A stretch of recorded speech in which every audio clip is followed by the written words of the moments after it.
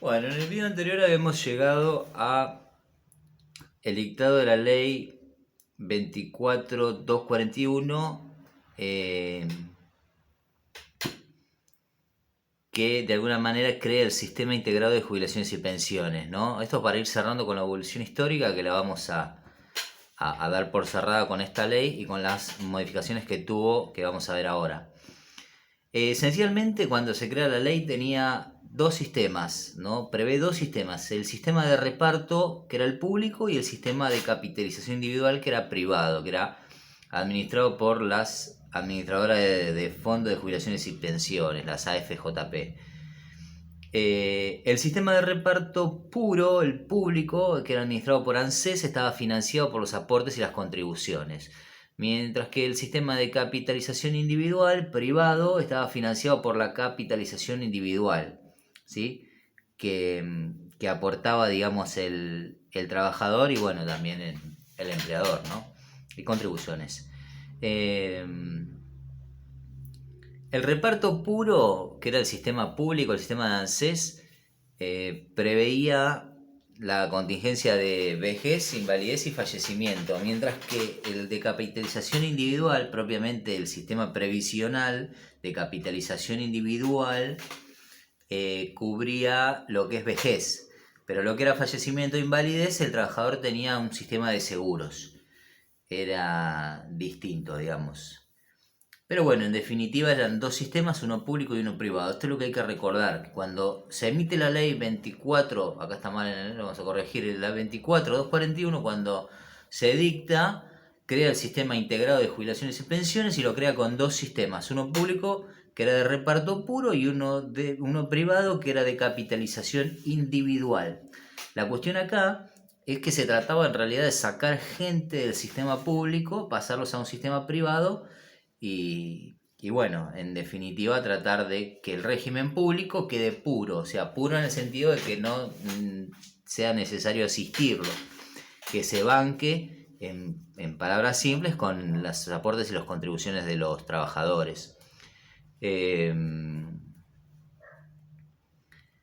Bien, esto se acompañó de un gran mecanismo de propaganda para que la gente se pase al sistema privado. Si vos eras un trabajador, tenías para elegir el sistema público o el sistema privado. Si ibas al sistema público te cobraban el 11% y en criollo te transmitían que iba a ser un desastre tu jubilación, como todo lo público, mientras que si vos te pasabas al privado, tu aporte iba a ser del 7%, o sea, menor, y que tu jubilación iba a ser grandiosa, como los grandes, ¿no? Como todo lo que es privado. Era la propaganda de aquel momento. Lo cierto es que terminó todo al revés. Después las prestaciones del régimen privado eran un desastre y bueno, terminó fracasando. Eh, el régimen de reparto tenía un tope, mientras que el público no. Este es el tope del régimen de reparto, después lo vamos a ver bien, que es que, por ejemplo, si un trabajador, el tope, por ejemplo, por decir algún número, estaba en 100 y el trabajador ganaba 150, iba a aportar solamente por los 100. Pero lo cierto es que también su tasa de sustitución iba a ser por esos 100, ¿no? Porque lo que ganaba realmente. Mientras que las AFJP permitían tener una imposición voluntaria, o sea, fuera de ese tope se aportaba, se contribuía por el sistema, pero podías depositar dinero de más para poder ampliar tu prestación el día de mañana en el ámbito privado. Estos son las imposiciones voluntarias que la podía destinar el trabajador directamente a su cuenta, como también existían los depósitos convenidos, que eran depósitos que se convenían con los empleadores, por ejemplo, para tener más aporte a la cuenta y poder jubilarse mejor. Eh, Bien, vamos a ir a la ley 24463, es la ley de solidaridad previsional, fue la primera modificación que tuvo la 24241, la primera modificación de la 24241 es la ley de solidaridad previsional, que lo que viene a hacer es a cambiar el sistema procesal Y bueno, lo más importante es que cambia el régimen de financiamiento del público, que era un régimen puro, habíamos dicho que empieza siendo un sistema de reparto puro y lo convierte en un sistema de reparto asistido, porque bueno, lógicamente los números no dan, como nunca dieron, y lo que también toca esta modificación es que toca la movilidad, que ya la movilidad pasa a estar dada ahora por la existencia de recursos, ¿sí? Bueno, después vamos a ver un decreto acá que tiene que ver con esto de la intermisión del Poder Ejecutivo en cuanto a modificar esta ley. Y bueno, en definitiva, otro gran cambio lo tuvo en el 2005 a través de la ley 25944, que crea dos tipos de prestaciones. O sea, como venía el sistema, que tenía dos regímenes, uno de reparto puro, uno de capitalización individual. El primer cambio fue la ley de solidaridad previsional, que convierte al régimen de reparto puro en un régimen de reparto asistido, cambia el esquema procesal y cambia la cuestión de movilidad, que la deja supeditada a la existencia de recursos. Y en el 2005 tenemos un nuevo cambio a través de la ley 25994, que tiene que ver con dos tipos de prestaciones nuevas que se dan, que son la jubilación anticipada por desempleo para quienes aún sin tener la edad cuentan con los años y estuvieran desempleados, y la mal llamada jubilación ama de casa, que viene a romper con los requisitos de acceso a la cobertura que tiene que ver con los años. O sea, si bien los años siguen siendo 30, se permite ajustarse a una moratoria, ¿sí?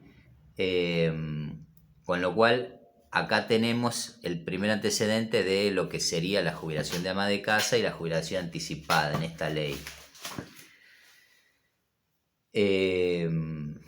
Todo esto afectó de alguna manera también a este régimen que era de reparto asistido. Ya de por sí era un régimen de reparto asistido. Cuando le ponemos moratorias y le ponemos prestaciones que se dan con edad anterior a la establecida en el requisito, o sea, la jubilación anticipada y la jubilación de ama de casa, lo que hace es se vuelve a desfinanciar de alguna manera el sistema.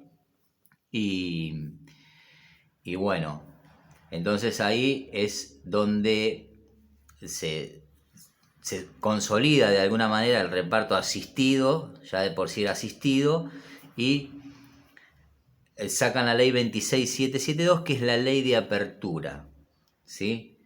Ya que el sistema era asistido, la ley de apertura lo que permite, que antes no se permitía, es que la posibilidad de los que eligieron la capitalización individual, los que eligieron el régimen privado, puedan volver al régimen público. Entonces, la ley 26777 es la ley de apertura, perdón, 26722 es la ley de apertura, y se abre la posibilidad por 30 días para que vuelvan al régimen público los que querían volver al régimen público.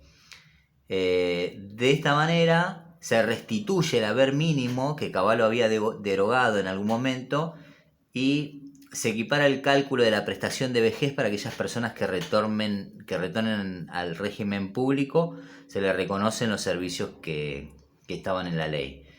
De todas maneras no tuvo mucho éxito porque fueron 30 días nada más esta ley para que vuelvan.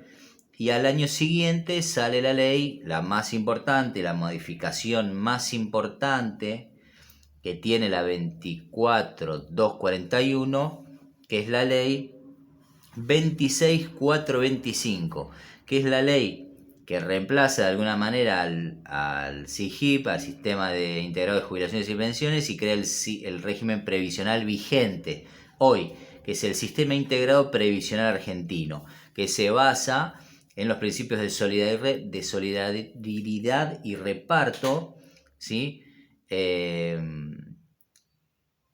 Digamos, volvemos a lo asistencial, volvemos a lo solidario, volvemos a lo universal, volvemos a lo integrado, que son los principios de la seguridad social, y tenemos un sistema integrado de previsión social que tiene que ver con lo asistencial. De esta manera, con la ley 26425 se deroga todo el régimen de capitalización, las AFJP, y pasa todo al régimen de reparto. Eso sí, todo lo que tiene que ver con jubilaciones, pero recordemos que lo dijimos en este video al principio, las AFJP tenían un sistema previsional y esos aportes y contribuciones que realizaban los trabajadores a las AFJP eran para las prestaciones de vejez, mientras que para las incapacidades y para los fallecimientos tenían un régimen de seguro. Esos regímenes de seguro que las personas cobraron en el momento o que no estaba derogada la norma, quedaron en ese sistema. O sea, y hoy son compañías de retiro, de rentas de retiro, y las prestaciones son paupermas, son de 5.000 pesos. Y hay que hacer un juicio para llegar a adquirir la prestación de invalidez del régimen estatal. O sea, un trabajador se invalida hoy en el régimen estatal, cobra una jubilación por invalidez del ANSES, que andará más o menos por los 40, 50 mil pesos, no sé. Después lo vamos a ver bien cuando veamos prestaciones, porque depende mucho del caso. Pero estas compañías de seguro hoy están pagando más o menos 5 mil pesos porque es lo que pactaron en aquel momento y bueno, es lo que hay. Para pasar al régimen público hay que hacer un juicio. Hay más o menos 1 millón de personas en ese conflicto. Lo van a ver acá en esta última parte del resumen. Y bueno, con esto más o menos terminamos todo lo que es la evolución histórica hasta el día de hoy, que tenemos el Sistema Integrado Previsional Argentino, modificado por la Ley 26425, 2008, y el sistema, como dijimos, un sistema basado en los principios de solidaridad, de reparto, de integralidad, de universalidad y todos los principios que vimos de seguridad social. Básicamente nuclea todo, ¿sí? Lo que sí quedaron los regímenes especiales, los regímenes provinciales de las provincias que no adhirieron, y los regímenes profesionales, esos están por fuera de la 24241, y dentro de la 24241 también para completar tenemos los regímenes diferenciales. Recordemos que hay regímenes diferenciales que tienen que ver con actividades riesgosas, con actividades desgastantes que desgastan el cuerpo de una manera determinada, entonces en general tienen menos años de requisitos. Con esto cerramos evolución histórica y ahora vamos a pasar en el próximo video a lo que es el ámbito de aplicación de la ley 24241.